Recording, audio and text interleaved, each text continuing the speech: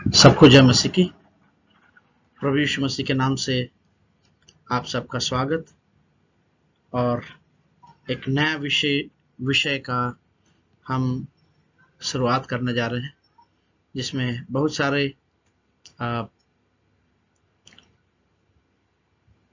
विषय हम पढ़ने वाले हैं, लेकिन वो सब मुख्य बिंदु या विषय एक विषय के संबंध में हम बात करेंगे, और वो है भारतीय कलीसिया का इतिहास।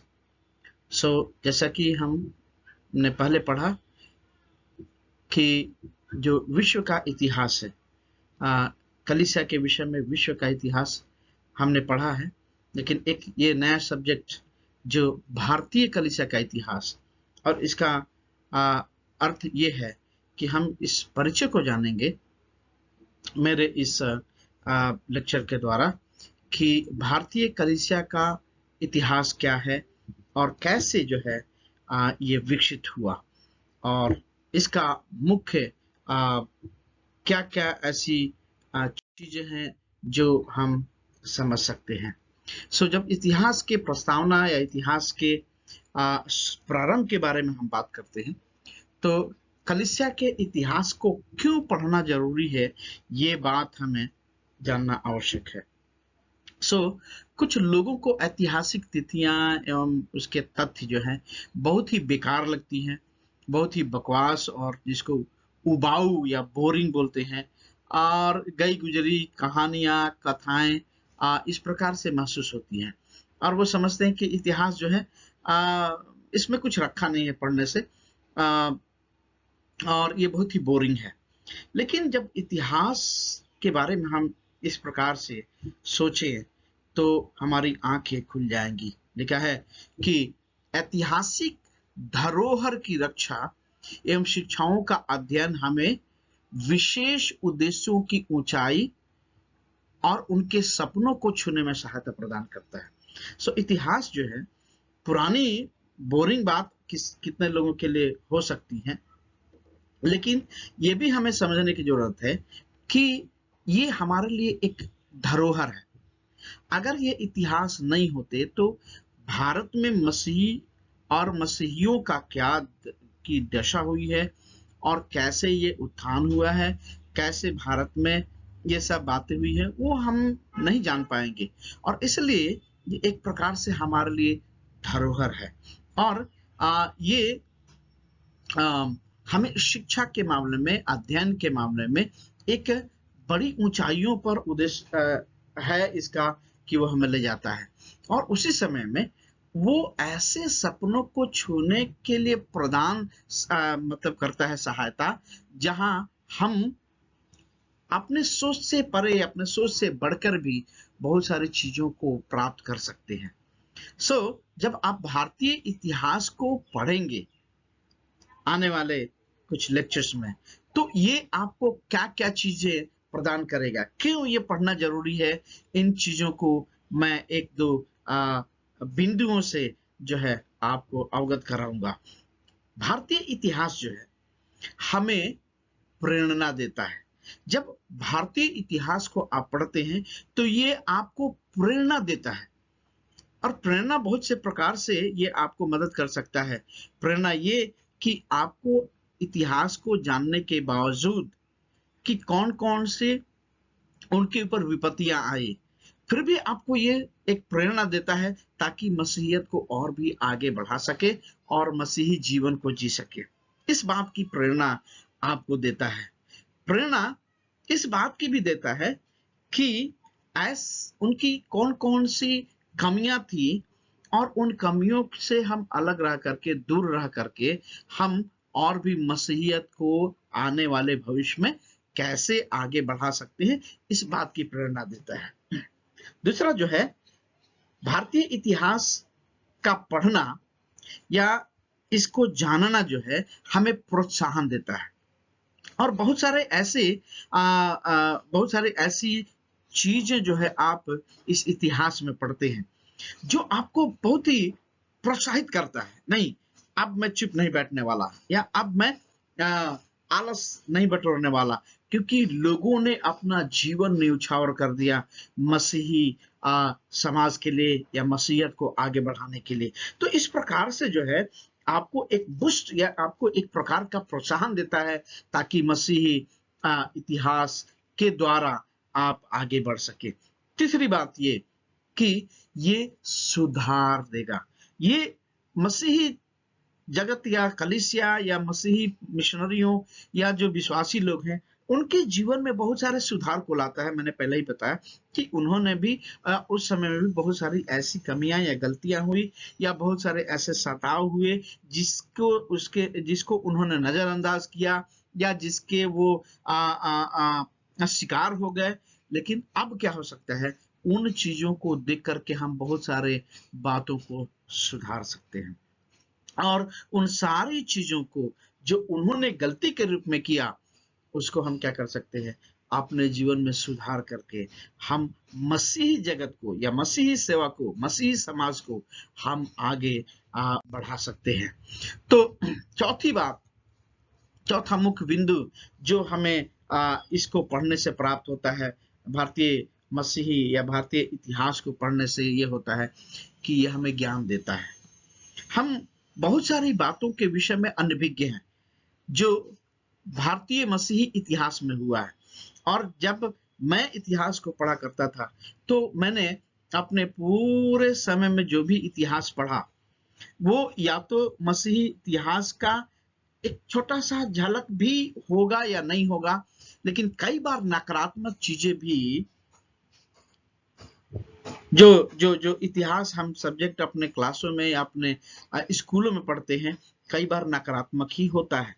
या अब तो इतिहास इस प्रकार से लिखा जाने लगा है कि इस प्रकार से कहा जाए कि मसीही जो है हमारे देश के लिए या भारत के लिए या किसी अन्य धर्मों के लिए एक श्राप है या एक धमकी है या कन्वर्शन है। लेकिन हमें इस बात को मसीही इतिहास ज्ञान देता है कि इसने किस प्रकार से हमारे भारत में बहुत सारे ऐसे सुविधाओं को, बहुत सारे ऐसे जनमत को, बहुत सारी शिक्षाओं को, बहुत सारी सेवाओं को भारत में लाया जिसको लोग जानते भी नहीं थे या नकारते थे। क्योंकि अगर उदाहरण के लिए अगर मैं कहूं तो वुमेन राइट्स जो आज हम बात करते हैं, वुमेन राइट्स तो उस समय शुरू हो गया जब लड़कियों को पढ़ने के लिए मिशनरियों ने एक मौका दिया। क्योंकि हमारे भारत के इतिहास में पुरुष वर्ग को तो कुछ छूट थी लेकिन स्त्रियों को पढ़ने के लिए कोई भी यूनिवर्सिटी, कोई भी स्कूल, कोई भी कॉलेज नहीं था। यहां तक कि एजुकेशन सिस्टम जो है वो मिशनरियों का देन है। सो ये हमें भारत का इतिहास इस प्रकार का ज्ञान देता है कि हम अपने उन धरोहरों को, हम उन चीजों को जाने कि हमारे भारत में मसीही सेवा या मसीही मिशनरियों ने, मसीही विश्वासियों ने कौन कौन से ऐसे काम किए जिन्हें हमें जानने की जरूरत है और जिसके प्रति हम अनभिज्ञ हैं।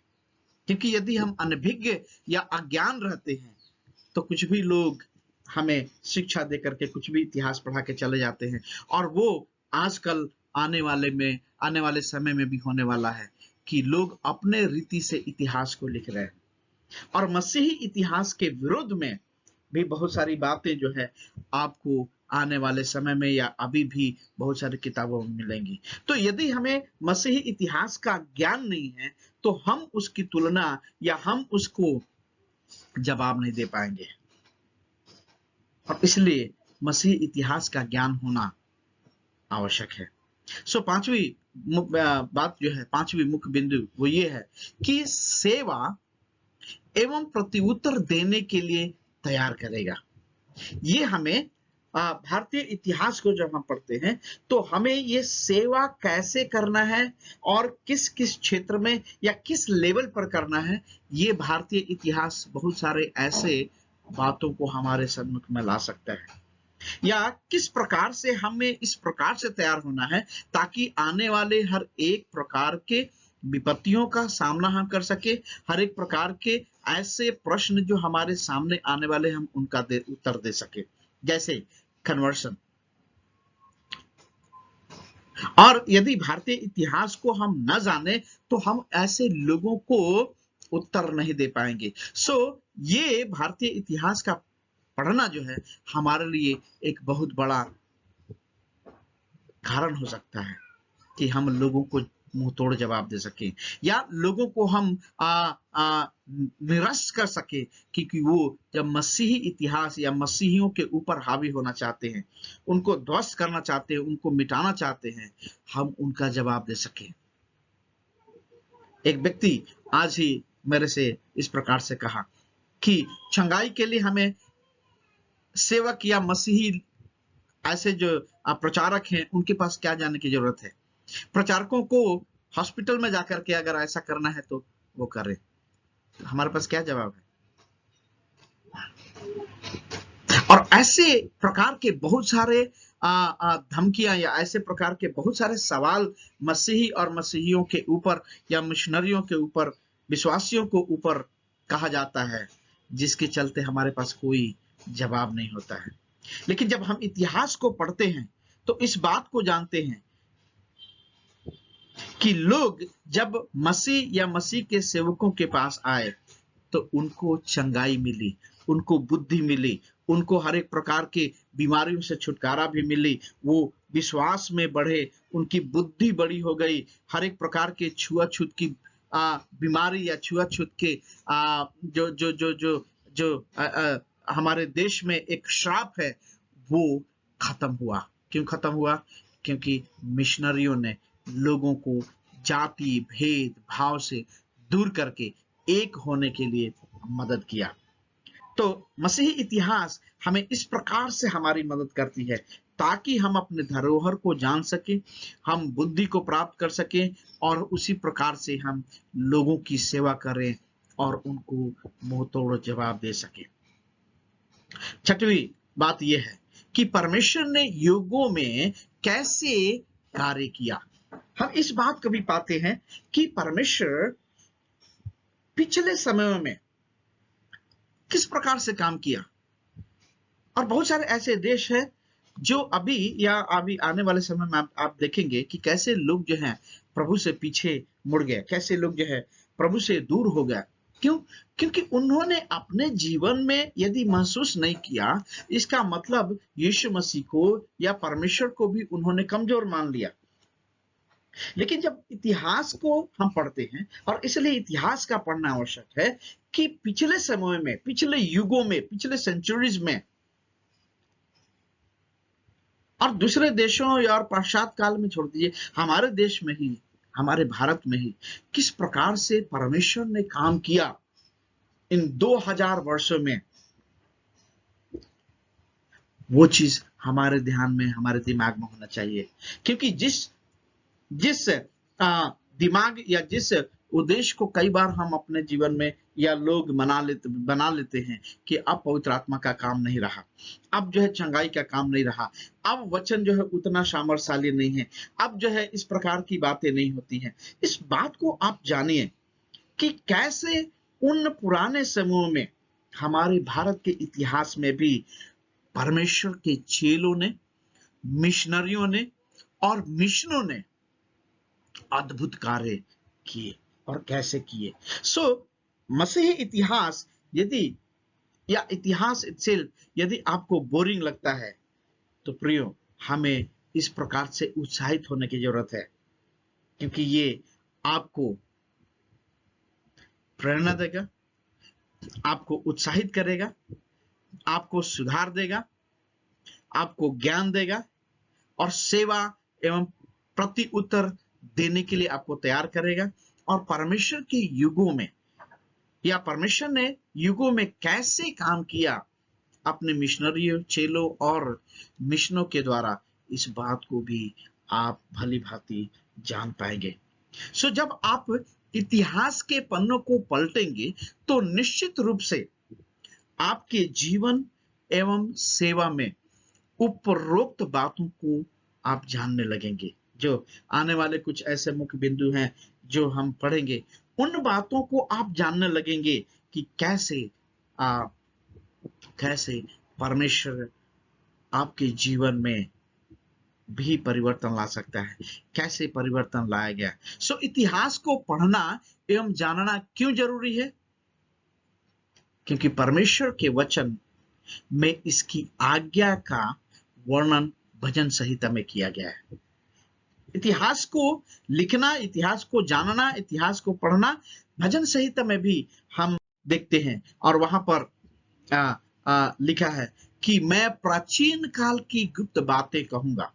ओके, सो भजन संहिता जब आप 78 भजन संहिता 78 अध्याय उसके 1 से 7 तक में आप पढ़ेंगे तो यहां पर इस प्रकार से लिखा है, मैं प्राचीन काल की गुप्त बातें कहूंगा। इसका मतलब प्राचीन काल की गुप्त बातें क्या है? इसका मतलब इतिहास जो गुप्त है, बताई नहीं गई है, जो छुपाई गई है, उनको मैं कहूंगा। जिन बातों को हमने सुना और जान लिया और हमारे बाप दादों ने हमसे वर्णन किया है। सो इतिहास, विशेष रीति से मसीही इतिहास, सदियों से पूरा संसार आपको नहीं बताता है। तो क्या होता है? मसीही माता पिता, मसीही कलीसिया, मसीही मिशनरी, मसीही सेवक लोग ही उन बातों को अपने बच्चों को, अपने कलीसिया को, अपने लोगों को बताते हैं। और इसलिए इतिहास हमें पढ़ने की जरूरत है, क्योंकि इसमें दाऊद इस बात को कहते हैं कि हमने अपने बाप दादों से सीखा है जो उन्होंने वर्णन किया था, उन्हें हम उनकी संतान से गुप्त न रखेंगे। क्या है? कि हम आने वाले एक तरह से संतान से गुप्त न रखेंगे, परंतु होनहार पीढ़ी के लोगों से यहोवा का गुणानुवाद और उसकी सामर्थ और उसके आश्चर्य कर्मों का वर्णन करेंगे। ये इतिहास किस प्रकार के लोगों के लिए है? कौन उसको पढ़ेगा? जो होनहार है। इसका मतलब जो इंटेलिजेंट है, जो आने वाले समय में कुछ करेगा, उन लोगों के लिए यहोवा का पहली गुणगान, गुणानुवाद, उसका सामर्थ्य और उसके आश्चर्य कर्मों का जो परमेश्वर करता है, उसका वर्णन किया जाना चाहिए। ये इतिहास है जिन्हें बताने की जरूरत है कि परमेश्वर का धन्यवाद कैसे करना है, परमेश्वर के सन्मुख में कैसे हमें दीन होना है, परमेश्वर का सामर्थ्य हमारे जीवन में क्या कर सकता है, परमेश्वर हमारे जीवन के लिए कौन कौन से आश्चर्य कर्म कर सकते हैं और करते आए हैं। ठीक है। ये वचन चुनौतियों और व्यवस्था की बातों को अपने अपने बाल बच्चों को बताना कि आने वाली पीढ़ी के लोग, अर्थात जो बच्चे उत्पन्न होने वाले हैं, वे भी उन्हें जाने और अपने अपने बाल बच्चों से इनका बखान करने में उद्यत हों, जिससे वे परमेश्वर पर भरोसा रखें और परमेश्वर के बड़े कामों को भूल न जाएं, परंतु उसकी आज्ञाओं का पालन करते रहें। और ये कितने खूबसूरती के साथ भजनकार भजन संहिता में लिखा है, जो 78 के 1 से 7 आयत तक आप पढ़ते हैं कि परमेश्वर ने जो जो कार्य किए हैं वो उसका हम बखान करें, उसका बयान करें, उनकी चितौनियों को, उनकी व्यवस्था को अपने बच्चों को, अपने बाल बच्चों को बताएं, अपने आने वाली पीढ़ी को वो भी बताएं, ताकि परमेश्वर के कामों को वो भूल न जाए। आज क्या हो रहा है? आज लोगों के अंदर विश्वास नहीं है, पवित्र आत्मा के ऊपर विश्वास नहीं है, परमेश्वर के वचन के सामर्थ्य के ऊपर विश्वास नहीं है, परमेश्वर आश्चर्य कर्म करता है उस बात पर विश्वास नहीं है, परमेश्वर की आज्ञा मानना नहीं चाहते हैं। इतिहास पढ़ने से क्या होगा? वो परमेश्वर के ऊपर भरोसा रखेंगे, भजन में लिखा है, और परमेश्वर के बड़े बड़े काम जो पुराने समय में हुए हैं, उनके बाप दादाओं के जीवन में हुए हैं, उसकी आज्ञा पालन वो करते रहेंगे, आज्ञा पालन करना नहीं भूलेंगे। और इसलिए इतिहास जो है बहुत ही आवश्यक है कि हम इतिहास को इतिहास के रूप में पढ़ें, ताकि ये हमारी मदद करे और हमारे जनरेशन्स को, हमारे पीढ़ी को, और विशेष रीति से सबसे पहले हमें ये प्रेरित करे कि किस प्रकार से परमेश्वर हमारी सुधि लेता है, हमारी मदद करता है। जब हम इतिहास के परिचय के विषय में यदि हम कहते हैं, तो प्रभु यीशु मसीह के जन्म, क्रूस की पीड़ा और पुनरुत्थान से कलीसिया का अस्तित्व आया है। जब हम अपने इतिहास के बारे में बात करते हैं तो इसका शुरुआत कहां से हुआ? यीशु मसीह के जन्म से, यीशु मसीह के क्रूस पर पीड़ा सहने से, दर्द सहने से, लहू बहाने से और मर करके जी उठने या पुनरुत्थान होने के इसका अस्तित्व है, जहां से इतिहास प्रारंभ होता है। यदि मसीही इतिहास की बात करते हैं, उसके बाद फिर क्या होता है? फलस्तीन इसकी उस उत्पत्ति का केंद्र स्थान रहा है। जब हम कलीसिया के विषय में बात करते हैं तो ये केंद्र रहा है। और ये प्रेरितों ने क्या किया? मसीह के सुसमाचार को एशिया माइनर में या एशिया साम्राज्य में, जैसे तुर्की उसके बाद मकिदुनिया, यूनान, अंताकिया, ठीक है, और उसके बाद अलेक्जेंड्रिया जो मिस्र और रोम है, और भारत एवं दुनिया के कई ऐसे कोनों तक क्या किया? उन्होंने पहुंचा दिया। सो इस प्रकार से कलीसिया का इतिहास प्रारंभ होता है। और कलीसिया को लोगों एवं सरकारों के द्वारा कैसे विरोध का सामना करना पड़ा है, इस बात को भी हम इतिहास में पढ़ते हैं। लेकिन 4वीं जो है सदी में रोम के राजा कॉन्स्टेंटाइन जो है मसीही हो गया, और उसके बाद मसीहियत को राजधर्म के रूप में घोषित कर दिया। ठीक है, सो ये इतिहास है कि कैसे कई ऐसे देश, जैसे रोम था, वो 4वीं शताब्दी में या 4वीं ईस्वी सन में उसने क्या किया? कॉन्स्टेंटाइन जो वहां का राजा था, सम्राट था, उसने पूरा राजधर्म घोषित कर दिया रोम में। और कुछ समय उपरांत कलीसिया के इतिहास में जातिवाद, भाषावाद, क्षेत्रवाद और राजनीति व सिद्धांतवाद के नाम में बाद में विभाजन आ गया। सो इस बात को भी देखते हैं कि क्या हो गया? उसने घोषित तो कर दिया, लेकिन कुछ समय के उपरांत या जैसे जैसे समय बीतते गया, कलीसिया का इतिहास ये भी बताता है कि लोगों में जातिवाद आ गई, भाषावाद आ गई, क्षेत्रवाद आ गया, राजनीति आ गई, और बहुत सारे थियोलॉजी या डॉक्ट्रिन्स जो है अलग अलग हो गए और लोगों में विभाजन आ गए। सो कलीसिया लैटिन भाषा में, जो पश्चिमी यूनानी भाषा भी, यूनानी भाषा पूर्वी में वो क्या हो गया? विभाजित हो गई। और पश्चिमी चर्च का आत्मिक सर्वोच्च अगुआ पोप बन गया, जो रोम में पोप हुआ करता था। सो कैसे जो है पूरा इतिहास जो है धीरे धीरे अलग अलग होते जा रहा है, और लैटिन भाषा और यूनानी भाषा, जो पूर्वी और पश्चिम के दो मतों या भाषाओं के बीच में जो खाइयां हुई, और उसके दौरान ये विभाजित हो गया मसीहियत। और उसके बाद ऐसी स्थिति आने लगी कि पश्चिम चर्च का अस्तित्व सर्वोच्च, उसका सर्वोच्च जो है अगुआ पोप बन गया, जो रोम में पाया जाता है। सो इस तरह से जो है हम इस बात को देखते हैं कि किस तरह से इतिहास जो है धीरे धीरे बदलते जाता है। और पूर्व में या यूनान और इस प्रकार से ऑर्थोडॉक्स एवं बेंजाटाइन और कलीसियाओं के मुखिया जो है बिशप बन गए। तो अब विश्वासी या जनमत से हट करके क्या हो गया? अलग अलग कुलों में कह सकते हैं, या अलग अलग झुंडों में बंटना शुरू हो गया।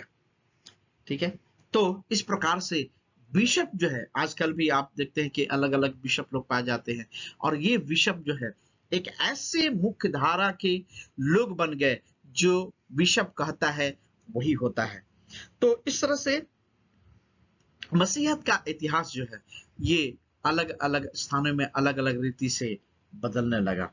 सो प्रारंभ में अंताकिया एवं अलेक्जेंड्रिया पूर्वी कलीसिया के केंद्र थे। सो पूर्वी भाग में यदि हम देखते हैं तो अंताकिया में एवं अलेक्जेंड्रिया में ये जो है मसीहियत या या मसीही धर्म या मसीही बातों का एक केंद्र बन गया।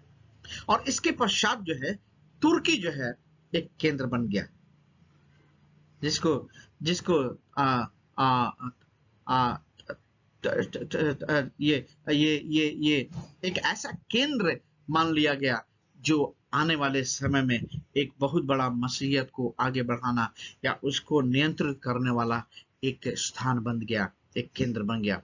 सो दक्षिण पूर्व यूरोप एवं रूस तक जो है मसीहियत का विस्तार हो गया।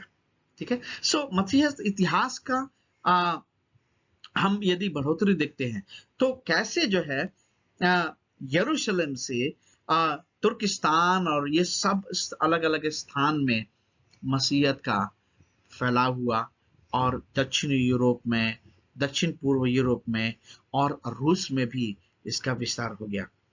लेकिन इसके साथ साथ जो है भारत में भी मसीहियत उतनी ही पुरानी है जितनी इसकी उत्पत्ति है। इसका मतलब उत्पत्ति हमने क्या बताया, उत्पत्ति कैसे हुआ इसका, यीशु मसीह के क्रूस पर चढ़ाए जाने, उसकी ताड़नाओं या उसके पुनरुत्थान से मसीहत का इतिहास शुरुआत होता है। ठीक है। हम बाइबल के इतिहास की बात नहीं कर रहे हैं, लेकिन हम क्या बात कर रहे हैं, यीशु मसीह या मसीही का विकास कैसे हुआ, उसका इतिहास क्या है।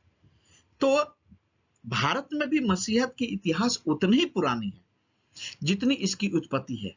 कारण, क्योंकि हम इस बात को देखते हैं कि भारत में मसीहत को लाने वालों में से यीशु मसीह के 12 चेलों में से एक था जो संत थोमा कहलाता है, जो भारत के दक्षिण क्षेत्रों में आया, जिसके पक्के प्रमाण भी मौजूद हैं। ठीक है। सो और व्यक्तिगत रीति से मैं उन स्थान में या उस चर्च में भी गया जहां पर थोमा आ करके अपने कलीसिया का स्थापना किया, जिस स्थान में, जिस तट पर आकर के वो लैंड हुआ या उस जहाज से आया, उस स्थान को मैंने देखा।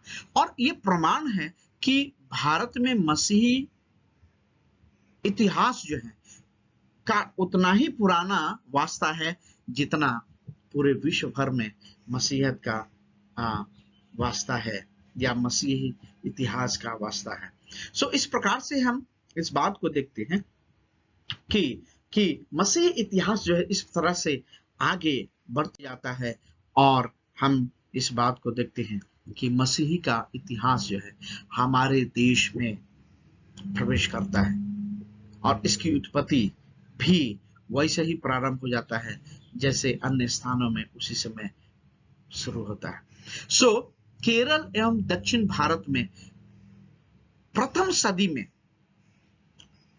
इतिहास प्रारंभ होता है। इसका मतलब प्रथम सदी में ही मसीही कलीसिया का इतिहास यहां शुरू हो जाता है। और इसका प्रारंभ कैसे होता है कि प्रथम सदी में केरला का व्यापारी जो है या व्यापारिक संबंध जो है अरब के साथ, सीरिया के साथ, बेबीलोन जो इराक कहलाता है, और इस्राएल या फलस्तीन और यूनान एवं रोम एवं चीन देशों के मध्य था। सो प्राथमिक सदी में इस प्रकार से माना जाता है और कहा जाता है कि प्रथम सदी में केरला का जो है व्यापारिक संबंध अन्य अन्य देशों से था। क्यों? क्योंकि केरला जो है बहुत सारे ऐसे स्पाइसेस या बहुत सारे ऐसे मसाला जिसको बोलते हैं, उसमें गुल मिर्च, बहुत सारे ऐसे चीजें जो है भारत से निर्यात किया करता था। और भारत का जो दक्षिण क्षेत्र है केरला, विशेष से केरला तट जो है वो बहुत सारे व्यापार अन्य अन्य देशों के साथ समुद्र मार्ग के द्वारा या नाव के द्वारा किया करता था। और इस प्रकार से जो है केरल के मसाले जो है बहुत ही प्रसिद्ध थे, और व्यापार का आवागमन जो है प्रथम सदी में मसीहियों के आवागमन का भी प्रशस्त मार्ग बन गया, या उसके लिए वो मार्ग तैयार कर दिया। क्योंकि जब लोग व्यापार किया करते थे, उसमें मसीही ही स्वाभाविक रीति से व्यापार के लिए आ सकते थे, और इसलिए एक प्रकार का मार्ग जो है तैयार हो गया। और इसके फलस्वरूप क्या हो गया, एडी 52 में संत थोमा चिरास के राज्य खोरिग्नोर में आया, और चिरास राज्य का रोमी साम्राज्य जो है उसके साथ घनिष्ठ संबंध थे, तथा वे मसालों एवं सोना चांदी एवं अन्य प्रकार के फैब्रिक्स या टेक्सटाइल या कपड़े का व्यापार जो है शुरू हुआ, एवं अन्य वस्तुओं का आदान प्रदान भी उन्होंने करना प्रारंभ किया। तो इस तरह से केरल के क्षेत्र या केरल के स्थान में खोरिग्नोर जिसको कहा जाता है, उन सब ऐसे स्थानों में मसाले और फैब्रिक्स के द्वारा चांदी सोना और इस प्रकार के ऐसे वस्तुओं का आदान प्रदान होने लगा, जिसके कारण थोमा को भी भारत में प्रवेश करने का मौका मिला। और इस रीति से भारत का इतिहास जो है, या भारत का मसीही इतिहास प्रारंभ हो जाता है, जिसमें संत थोमा जो है, संत थोमा मूल रीति से यीशु मसीह का चेला इस भारत में आकर के मसीही इतिहास का नींव डालता है, कैसे कहना चाहिए, वो प्रारंभ करता है। ये जो है भारत या मसीही इतिहास का एक परिचय अभी आप सुन रहे थे।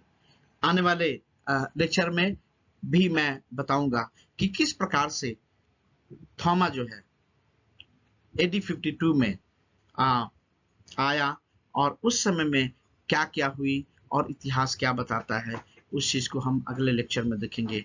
और तब तक के लिए प्रभु आपको आशीष दे और प्रभु आपकी सहायता करे, ताकि आपके अंदर एक जागरूकता जो है इतिहास को, मसीही इतिहास को पढ़ने के लिए प्रेरणा जो है आपके अंदर आ सके, और इसके प्रति आप रुचि दिखाएं, ताकि मसीही इतिहास आपके जीवन को भी बदलने पाए।